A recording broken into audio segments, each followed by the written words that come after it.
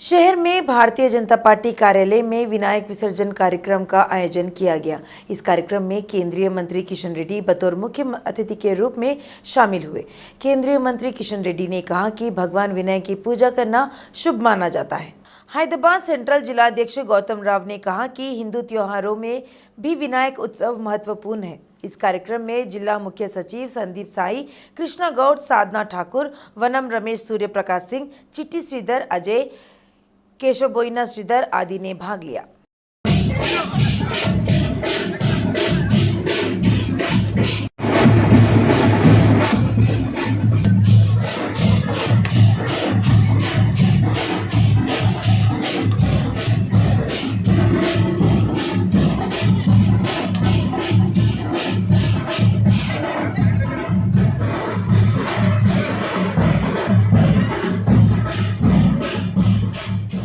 खैरताबाद में विराजमान श्री पंचमुख लक्ष्मी महागणपति की पूजा का 5वां दिन जारी है।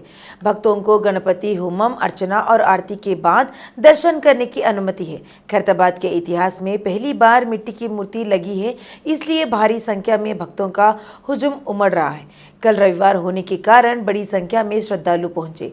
वीकेंड होने के कारण शहर के तमाम लोग बड़ा गणेश के दर्शन करने पहुंचे। ऐसा लग रहा है कि आज के सोमवार की पृष्ठभूमि में भक्तों की भारी भीड़ बढ़ सकती है। Hyderabad Uppal Ramanthapur Srinivasapuram Shri Vinayak friends youth association के तत्वावधान में भव्य रूप से गणेश उत्सव का आयोजन कर रहा है। 5वां दिन होने के कारण लंबोदरा की विशेष पूजा की गई। मल्लापुर अंतर्गत स्वामी विवेकानंद नगर में सूर्य चंद्र यूथ क्लब के तत्वावधान में गणेश नवरात्रि समारोह का आयोजन किया गया। पिछले 32 वर्षों से गणेश महोत्सव का आयोजन किया जा रहा है। इस कार्यक्रम का आयोजन पूर्व नगर सेवक नेमिली सुरेश के पुत्रों नेमिली अनिल, रवि, श्रवण, संदीप और सूर्य चंद्र ने युवा क्लब युवा सेना के साथ मिलकर गणेश नवरात्रि मनाने के लिए किया था। समारोह के हिस्से के रूप में गणेश को कल रात विसर्जित किया गया था।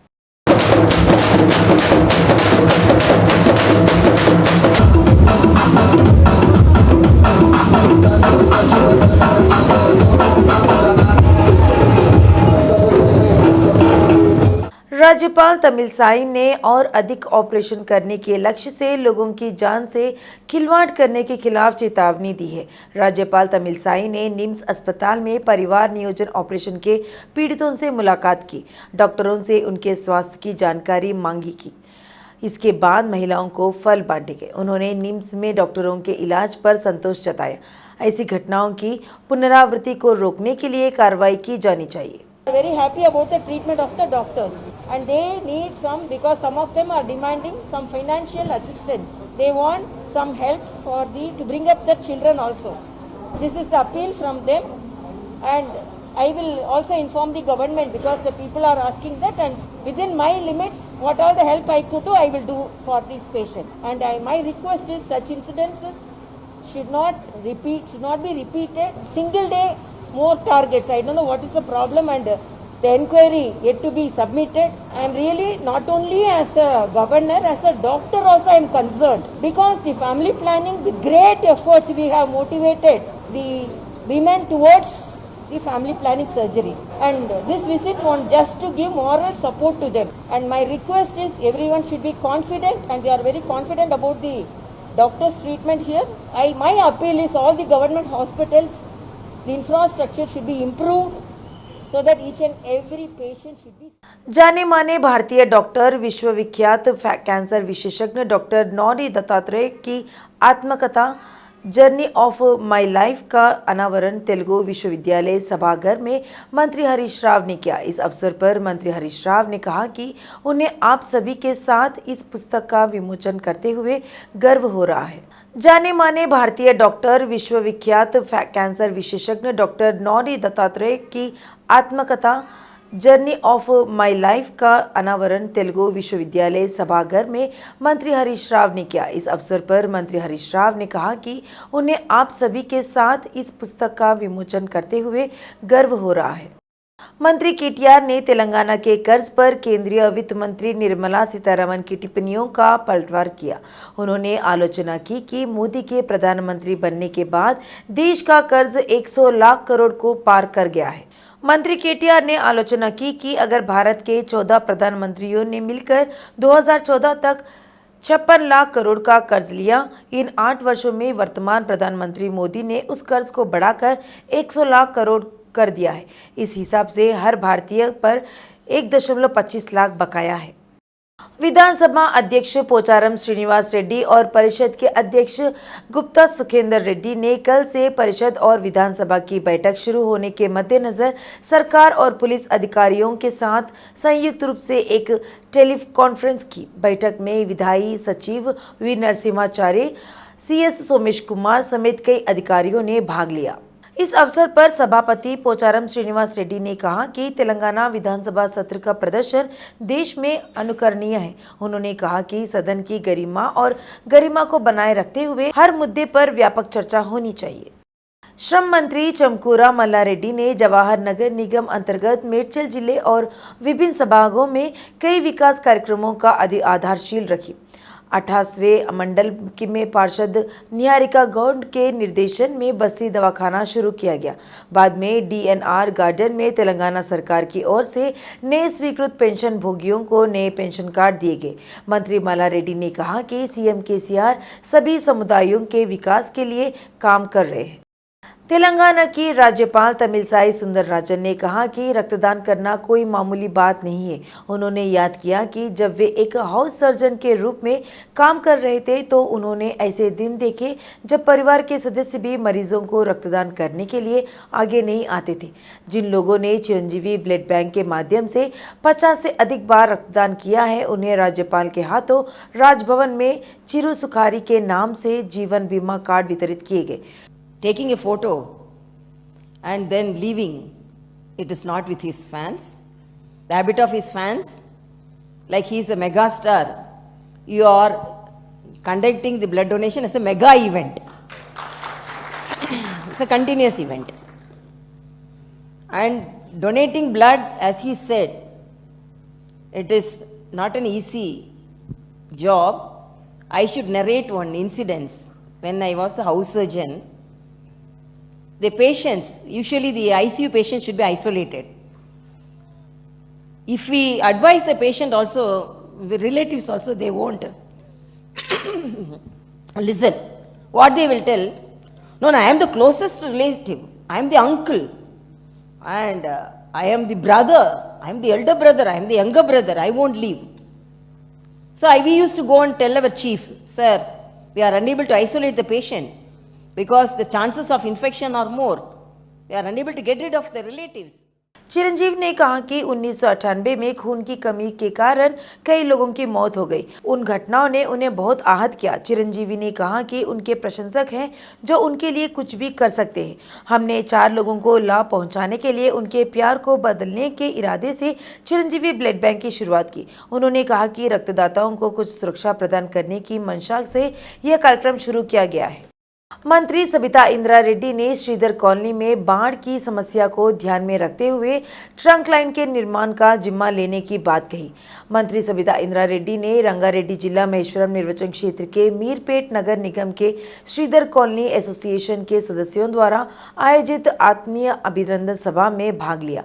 श्रीधर कॉलोनी के निवासियों ने श्रीधर कॉलोनी के निवासियों को कई वर्षों से हो रही समस्याओं को हल करने के लिए मंत्री सबिता इंद्रा रेड्डी को धन्यवाद दिया। आदिम जाति कल्याण मंत्री सत्यवती राठौर ने कहा कि आदिवासियों के अस्तित्व को बचाने के लिए हैदराबाद के बंजारा हिल्स में स्वाभिमानी भवन बनाना उनका सौभाग्य है। इस माह की 17 तारीख को सेवालाल बंजारा और आदिवासी भवन का उद्घाटन CM KCR करेंगे। इस संदर्भ में मंत्री सत्यवती राठौर ने आदिवासी सांसद, विधायक एवं कल्याण अधिकारियों के साथ उन भवनों का दौरा किया। उद्घाटन समारोह की व्यवसायों के संबंध में मंत्री ने अधिकारियों को कई सुझाव दिए। लोकप्रिय गायक गदर ने बीजेपी तेलंगाना प्रदेश अध्यक्ष बी संजय से मुलाकात की। गदर नई दिल्ली में बन रहे नए संसद भवन का नाम अंबेडकर के नाम पर रखना चाहते हैं।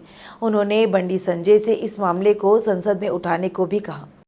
टीपीसीसी प्रमुख रेवंत रेड्डी ने ट्वीट कर कहा कि बांसरा IIIT में शिकायत करने वाले छात्रों पर सरकार ध्यान नहीं दे रही है। रेवंत रेड्डी ने ट्वीट किया कि चावल में कीड़े हैं, किचन में छात्र नहाने के लिए मजबूर है, कदम कदम पर पाबंदियां हैं और चुनौतीपूर्ण समस्याएं हैं। रैतु बंधु समिति के अध्यक्ष MLC पल्ला राजेश्वर रेड्डी ने केंद्रीय वित्त मंत्री निर्मला सीतारामन पर जमकर बरसे। उन्होंने मांग की कि निर्मला सीतारामन, जिन्हें वित्तीय जानकारी नहीं है, उन्हें तुरंत वित्त मंत्री के पद से इस्तीफा दे देना चाहिए। निर्मला सीतारामन ने झंडी दिखाकर कहा कि वह केंद्रीय आधिकारिक रिकॉर्ड की अनदेखी कर खुलेआम झूठ बोल रही है। उन्होंने स्पष्ट किया कि हमने कभी नहीं कहा कि कर्ज माफी एक साथ की जाएगी। भाकपा के राष्ट्रीय महासचिव डी राजा ने आरोप लगाया कि देश भाजपा और RSS के हाथों में सुरक्षित नहीं है। उन्होंने रंगारेड्डी जिले के शमशाबाद में आयोजित भाकपा की खुली बैठक में बतौर मुख्य अतिथि के रूप में भाग लिया। इस मौके पर डी राजा ने कहा कि CM KCR बीजेपी की नीतियों के खिलाफ लड़ रहे हैं और इस चलन को जारी रखना चाहते हैं। उन्होंने अन्य क्षेत्रीय दलों और धर्मनिरपेक्ष ताकतों को एक साथ आने के लिए कहा।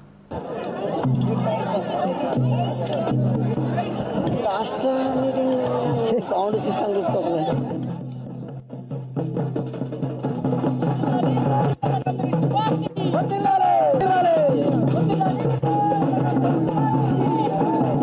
questioning the BJP, criticizing the BJP, fighting the BJP.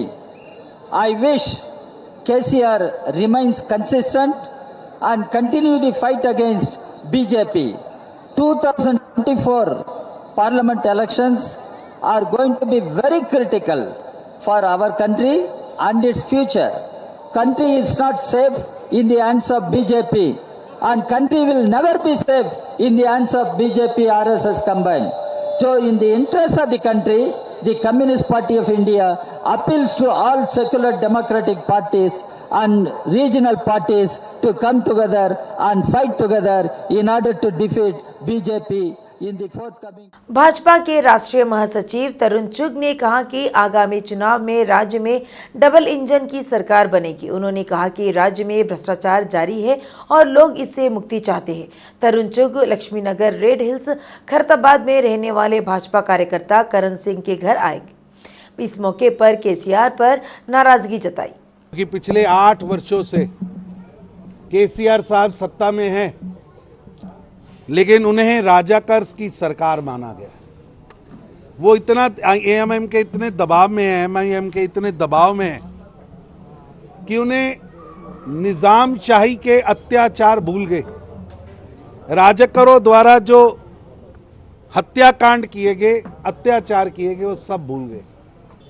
हम हर साल 17 तारीख को कार्यक्रम करते आ रहे। पिछली 17 तारीख को भी कार्यक्रम तेलंगाना में हुआ था और देश के गृह मंत्री अमित शाह जी आए थे। अब फिर 17 सितंबर को सरकारी तौर पर कार्यक्रम होगा, जिसमें हमने तीनों प्रदेशों के मुख्यमंत्रियों को, महाराष्ट्र के मुख्यमंत्री, कर्नाटका के मुख्यमंत्री और तेलंगाना के मुख्यमंत्री, तीनों को निमंत्रण दिया है कि आइए और इस कार्यक्रम में शामिल हों। कुकटपल्ली के कैतलापुर मैदान में अज्ञात हमलावरों ने युवक की बेरहमी से हत्या कर दी। उसके सिर पर पत्थर मारकर उसकी हत्या कर दी गई। इस घटना से स्थानीय कैतलापुर में हड़कंप मच गया।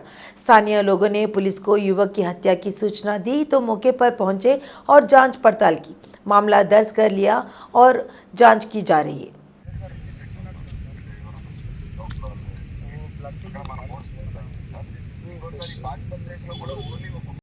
అట్లా ఎవడైతే వాటర్ ప్లాంట్లో పనిచేసే ఎవడన్నా ఇలా వాయిన్సుల్లా ఇంత పూరా వాటర్ ప్లాంట్ అయ్యింది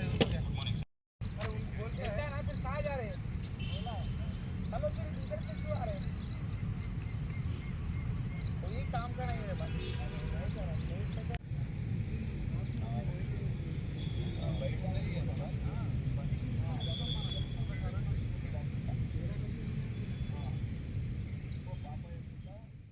राजेंद्र नगर में भीषण आग लग गई। चिंतलमेट चौक स्थित एक गद्दे के गोदाम में आग लग गई। कपास और बुनाई की सामग्री होने के कारण आग कुछ ही सेकंड में फैल गई, जिससे गोदाम में रखा एक वाहन पूरी तरह जल गया। गोदाम में कोई नहीं था और बड़ा हादसा होने से टल गया। मामले की जानकारी मिलने के बाद मौके पर पहुंची पुलिस व दमकल कर्मियों ने आग पर काबू पा लिया। बताया जा रहा है कि जान माल का भारी नुकसान हुआ है। राजेंद्र नगर पुलिस ने शमशाबाद जोन डीसीपी के साथ घटनास्थल का निरीक्षण किया।